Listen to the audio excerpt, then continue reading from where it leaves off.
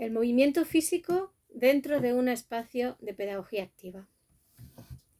Doy por hecho yo por lo menos, que el movimiento forma parte del desarrollo de una persona menor, en este caso, que estamos ahí poniendo la mirada en la infancia. Es un derecho, es una necesidad auténtica de desarrollo, moverse, y es una habilidad que cuando todo está bien, de manera sana a nivel neurológico y a nivel corporal, pues sucede. No se puede medir, o sea, controlar, no se puede acotar, no se puede eh, casi impedir, ¿no?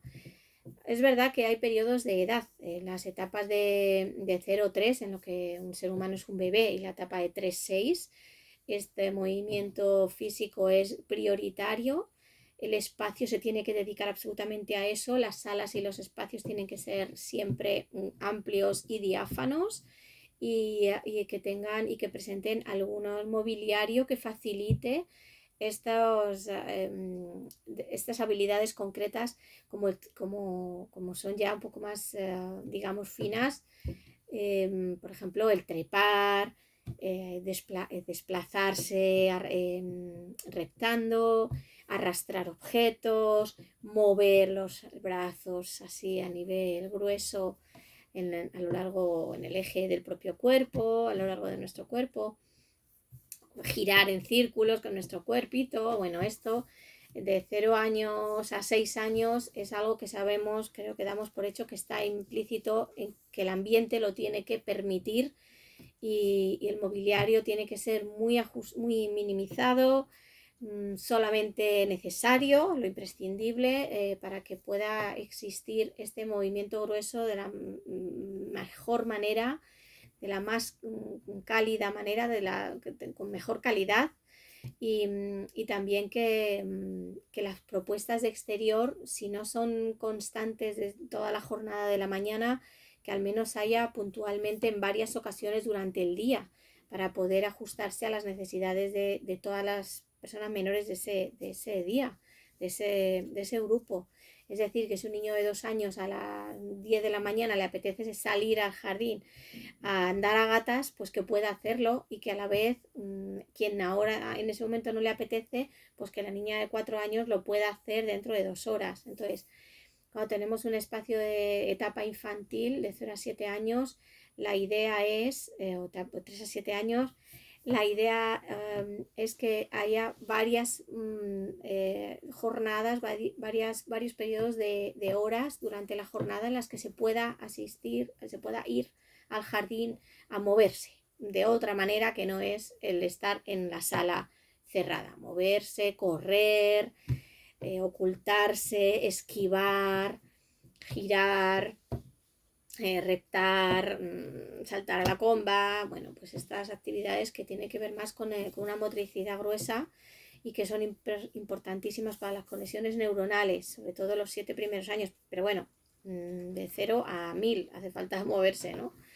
Ya sabemos. ¿Qué sucede en la etapa de primaria? ¿Qué sucede cuando un proyecto de pedagogía activa quiere entrar en etapa de primaria y quiere tener en cuenta el movimiento físico? Bueno, aquí ya suceden varias cosas y varios inconvenientes. Para empezar, es el espacio.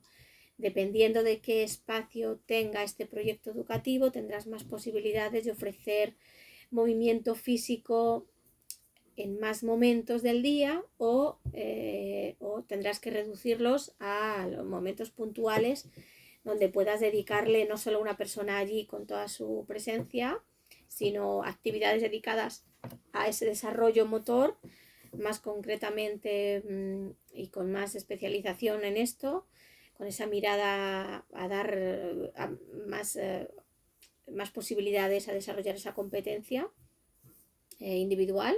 Y por otro lado, hay que tener en cuenta que la actividad del día, de la jornada, también hay que repartirla para el desarrollo del cerebro, el desarrollo de las capacidades cerebrales y de las funciones ejecutivas que tienen que ver con la memorización, la organización, la concentración, la atención. Y todo esto se sucede en un ambiente de aprendizaje relajado y tranquilo, que no tiene nada que ver con el movimiento físico. Entonces, ¿cómo es una escuela activa con un movimiento físico sano y respetado? Pues lo ideal siempre es que haya un espacio de aire libre suficientemente amplio en base a la ratio de niñas y niños que haya en el ambiente, en el proyecto matriculados, y que esté abierto, que sea amplio y que esté abierto durante toda la jornada escolar, de manera que cualquier menor puede elegir ir a jugar al aire libre con su cuerpo y a moverse, tanto a las 9 como a las 10, como a las 11, como a las 12, como a la 1. ¿Qué sucede? Pues que es verdad que si queremos también tener en cuenta ese momento de reunión, de escuchar a las menores cuando llegan al ambiente, al proyecto, de tenerse en cuenta, de sentirse pertenecientes, de sentirse como equipos, de conocerse, pues hay que hacer, o al menos a mí me gusta que se haga un encuentro por la mañana, que se ofrezca un encuentro de estar juntos, sobre todo en la etapa de primaria, un ratito de mirarnos, hablar, cómo estáis, qué tal todo, os voy a contar el día de hoy. ¿Alguien quiere contar algo? ¿Tenéis preguntas? ¿Habéis traído algo que queréis expresar, mostrar, contar? Y esto se hace por la mañana, ¿no? Nada más al llegar. Entonces, en ese momento, normalmente los espacios educativos que yo conozco de pedagogía activa, pues de 9 a 10 no se suele abrir el jardín si empieza la escuela a las 9. No quiere decir que no se pueda hacer y no quiere decir que en un tiempo de incorporación, en el periodo de incorporación de los primeros meses, sí que se suele tener una apertura anterior, ¿no? A las 9:30 o incluso a las 9 se le permite a las familias, a los adultos estar con los niños en el jardín hasta que ya se va a cerrar la puerta a las 9:30 y se les pide a los niños que entren. Pero quitando estos momentos de inicio del día para estar todos juntos o final del día, si acaba la escuela a las 2, pues juntarnos un poco todos a las 2, a la 1:40, estar juntos un ratito en un círculo, 2 menos 10, es pues que 10 minutos antes de ese momento de cierre de jornada se haya cerrado el jardín para que haya pues un poco esto que siempre cuento que tiene que ver con un desarrollo saludable de una célula humana, un organismo vivo, ¿no? El que haya momentos de contención, momentos de expansión. Entonces, quitando el inicio del día y el final del día, sí que resulta interesante e importante y como necesidad real en la etapa de primaria que esté abierto el jardín todo el resto del día para que cada menor elija en salir al jardín o no salir, según su necesidad o su interés. Cosas a tener en cuenta. Pues no todos los alumnos, alumnas, no todos los menores salen al jardín siempre que les interesa. A veces salen porque tienen dependencia de juego con alguna otra persona y salen porque su amiga o amigo sale también. A veces salen porque huyen de la actividad cognitiva que le estamos proponiendo. A veces salen porque están cansados y necesitan un poco sentirse que están espabiladas y entonces salen al jardín a tomar oxigenación ¿no? Y espabilarse, que también puede ser estar dentro, beber un poquito de agua o salir un ratito, luego entrar y beber agua. Muchísimas veces salen porque lo necesitan, porque es real que necesitan estar en el aire libre, no tanto esa idea de movimiento grueso motor, de correr, esquivar, deslizarse, trepar, trotar, a veces no hace falta eso, o escalar, a veces no es eso, simplemente es estar en el aire libre. Se pueden poner espacios acotados de aire libre que formen parte del aula interior y que no signifique movimiento grosomotor en expansión total. Pero bueno, esto se puede ver más concretamente cuando ya se conoce el espacio reducido, el espacio físico concreto de cada proyecto. El movimiento físico en un espacio interior se propone teniendo espacios espacios diáfanos donde no haya una propuesta de material cognitivo estructurado ahí, en ese lugar concreto. Por ejemplo, si en la sala hagamos así como imagen de la tercera pared, 3 paredes, pues si en esta pared están los materiales de ciencias, en esta pared los materiales de humanidades, de lengua y así, en esta pared artística o biologías, químicas, cósmica, geografía, historia, pues que haya un espacio en el centro en el que no exista nada que acote los espacios o las zonas de juego, un espacio diáfano en el que haya una propuesta de cojines para estar tumbados de diferentes posturas, una propuesta en las que haya diferentes alturas para estar sentados en ese lugar diáfano. Puede haber cojines pequeños de baja altura, puede haber puffs que son más amplios, más grandes, que permiten sentarse dos personas juntas. En la etapa de primaria esto les gusta mucho. Es importante el contacto físico. Recordemos también que al final el desarrollo de la sexualidad tiene que ver con saber quererse a uno, saber tocarse, tenerse en afecto suficiente como para permitirse el contacto con otros cuando uno lo desea, y esto también lo da esos momentos, y buscar objetos que den esos pequeños momentos de encuentro corporal, que no significa movimiento a lo grande, pero sí implican estar el uno con el otro. Objetos que también permiten el movimiento son los tatami. Es una zona, un rincón en la zona o una habitación concreta que tenga que ver con el movimiento grueso, motor, que permita saltar, trepar, escalar, tumbarse, estirarse, dar una voltereta, rodar sobre su eje, girar como una croqueta, etc, etc. Esto se puede hacer en una habitación concreta, que se ponga un suelo de tatami, en una pared pues una espaldera, una cuerda con telas de estas elásticas que permitan meterse en nido y acurrucarse. Bueno, pues se puede hablar otro día para especializarnos en cómo se haría un aula de movimiento físico dentro de un espacio cerrado. Esto que os he contado puede ser así, dependiendo del tamaño de esa sala, se puede hacer mayor o menor enriquecida, ¿vale? Depende de cuánto sea el espacio. ¿Qué más va a influir ahí de movimiento físico dentro de un espacio interior? ¿Cuántas niñas, cuántos niños menores caben en esa sala de movimiento? Si específicamente es una sala con materiales preparados para ello, para el movimiento, saltar, trepar, espalderas, colgarse, ¿sí? Como una liana. Si todo esto está allí, o algún columpio, o anillas de estas de subir y bajar, si esto ya está allí en el espacio, hay que mirar bien cuántas personas menores caben en ese momento.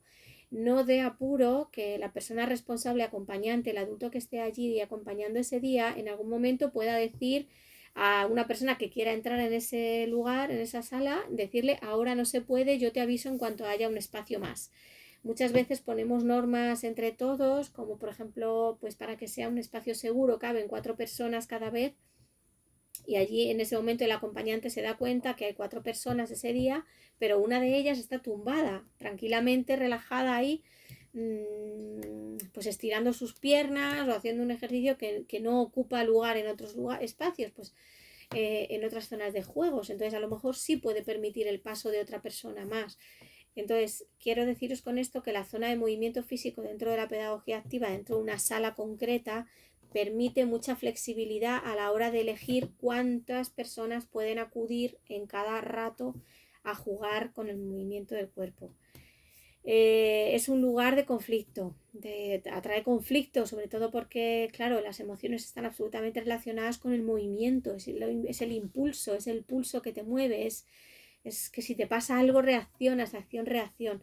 Entonces, la persona que acompaña ahí tiene que saber que las normas de juego corporal tienen que estar muy, muy claras para todos, que el adulto que esté ahí tiene que estar observando muy cerquita, si es un juego de lucha en ese momento, muy cerquita cómo se están cumpliendo las normas, que no se puede dar con la mano hacia la cabeza, no hacia la tripa, no con el pie aquí o allá, o no se puede poner la boca en el cuerpo, la parte del cuerpo de otros niños. Bueno, las normas que se establezcan, el adulto que acompaña a la zona de movimiento físico de la escuela tiene que tener, para mí sería el que más experiencia tuviera en pedagogía activa, para poder expresar en un momento dado: esto así no, poder pararlo, que a veces hay que parar físicamente, tienes que meter tu brazo y parar eso, separar, no porque estén peleando, sino porque están en un momento que hay varias personas ahí y hay un poco de confusión, y el adulto tiene que saber diferenciar esto y separar el momento, pararlo,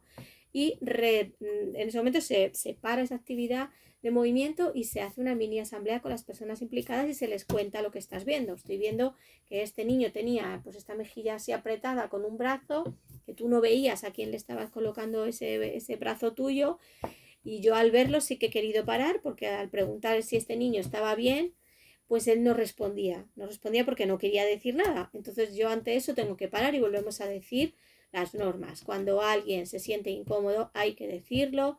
Tenemos una palabra de mágica que significa melocotón, y cuando se dice melocotón es que se tiene que deshacer ese movimiento, ese juego de la lucha y parar. En fin, las normas se tienen que respetar. Es un lugar de mucho conflicto y mucha pasión, y en la sala de movimiento de un espacio físico tiene que estar la persona que primero, que no se sienta tan muy inquieta o muy incómoda con los daños físicos o corporales, y luego que sepa muy bien también prevenir y anticipar los posibles riesgos. Por ejemplo, las espalderas. Espalderas es un lugar maravilloso de juego, y a la vez hay que estar muy pendiente, porque cuando un niño pasa por debajo y otro va a saltar, antes tiene que haber varias cosas. La consigna tiene que ser que el que va a saltar avise claramente a los de abajo: voy a saltar, no paséis. Esa espaldera tiene que estar colocada en una zona de menos riesgo y de menos paso para los demás. No todos los niños, aunque sí dan el aviso, pero no todos miran bien, claramente que no hay nadie pasando que se ha despistado. Y luego la diferencia de edad en esos espacios de juego también implica que hay niños que no siguen las consignas porque no las comprenden o ni siquiera se dan cuenta, y es natural. Entonces el adulto que esté ahí tiene que tener sus sextos sentidos ahí puestos. Es una zona de mucho disfrute y también es una zona de mucha huida ante el esfuerzo cognitivo. Así que esto os lo digo porque realmente hay mucha reflexión en los acompañantes, en los profesores, de cuánto tiempo tiene que estar cada niño ahí al día.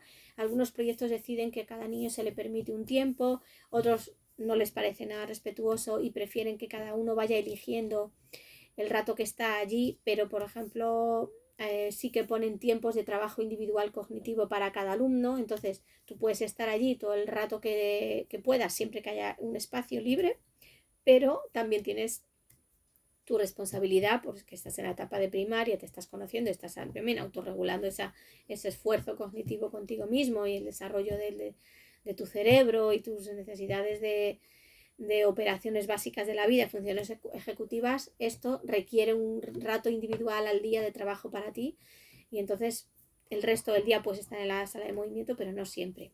Bueno, podemos adentrarnos en lo que significa el movimiento físico de mil maneras. Cada proyecto elige y cada proyecto depende de las circunstancias de su espacio, permite tener toda la sala libre y también dependiendo de la ratio. Si tienes 3 acompañantes y 2 salas, pues a lo mejor sí puedes tener un acompañante, un profesor en cada sala de interior y otro acompañante en el jardín para que siempre esté a disposición. Dependiendo de si tienen descanso los acompañantes durante la jornada de la mañana, pues habrá que hacer cambios entre un acompañante y otro para que siempre permanezca abierto.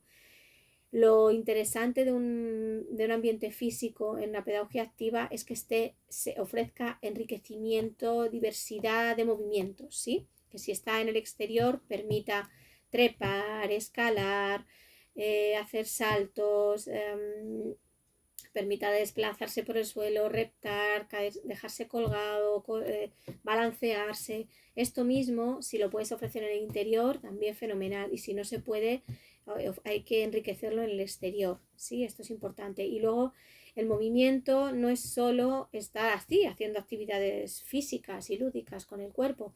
También significa que dentro del aula propongamos actividades que no dependan de estar siempre sentados. Que si un niño está... si tú le ofreces una operación de matemáticas, estar sentado a hacer una multiplicación, pues cuando acabe le puedes decir que vaya a coger otra hoja u otra